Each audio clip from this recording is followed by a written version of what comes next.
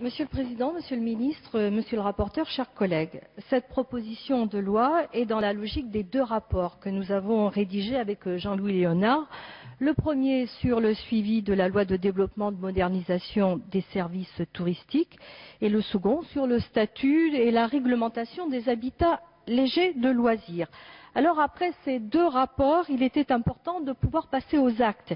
C'est le sens de la proposition de loi que nous avons déposée. Cette proposition de loi peut paraître un petit peu technique et pas très sexy, pour reprendre le mot à la mode. Mais en revanche, les sujets abordés concernent un nombre croissant de personnes. 220 000 mobil-homes sont aujourd'hui la propriété de particuliers en France. Et ces particuliers, ce sont souvent des personnes qui ne peuvent pas se payer des résidences secondaires et c'est une frange importante de la population française.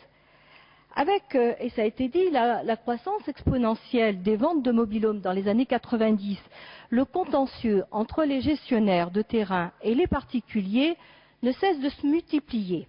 On estime à peu près aujourd'hui à une centaine de contentieux en instance, mais ce chiffre, il faut bien dire, est inférieur aux litiges constatés. D'ailleurs, les collectifs et les associations de défense se multiplient. Qu'est-ce que l'on constate trop souvent? Eh bien, c'est que les acquéreurs de mobil-homes sont dans un rapport de force qui leur est foncièrement défavorable et les dissuade d'engager une action judiciaire. Souvent, ils se heurtent à un monopole de fait des exploitants de terrain pour l'installation de résidences mobiles face à une demande très forte d'emplacement, il faut bien le dire. Ce sont aussi des coûts élevés d'entrée et de déplacement de mobil-homes, des coûts qui dérapent souvent, et globalement, c'est un manque d'information sur l'appréciation de la vétusté de l'équipement et un manque de transparence sur l'évolution des charges courantes et sur celles à venir.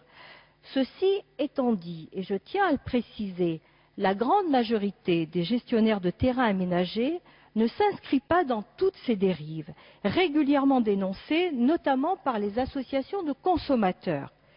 En revanche, la réalité de certains abus est suffisamment prégnante et inquiétante financièrement pour justifier la création d'un cadre contractuel minimum.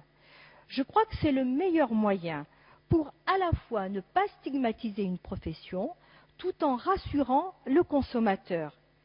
D'ailleurs, l'article 1 fixe ce cadre juridique qui répond à cet objectif.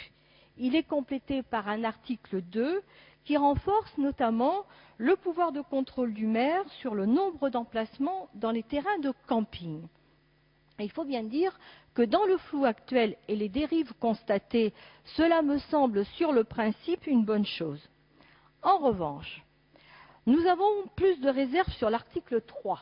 Nous y sommes habitués puisque nous dialoguons régulièrement sur cet article 3 concernant le classement des hébergements touristiques et en particulier celui des meublés de tourisme.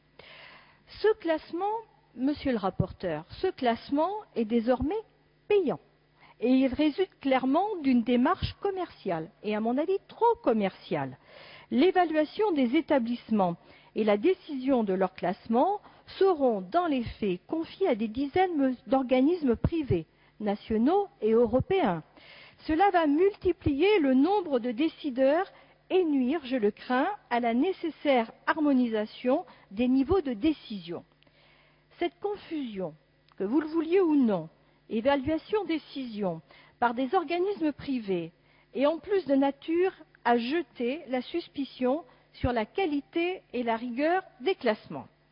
Alors je vais encore vous fâcher, mais vous le savez très bien, monsieur le rapporteur, il serait facile pour un organisme, par exemple un syndicat hôtelier, de créer son propre organisme d'évaluation, de le faire accréditer par le COFRAC et de se créer un fonds de commerce en inspectant ses propres adhérents. Et nous verrons bien à l'usage si ce type de dérive arrive.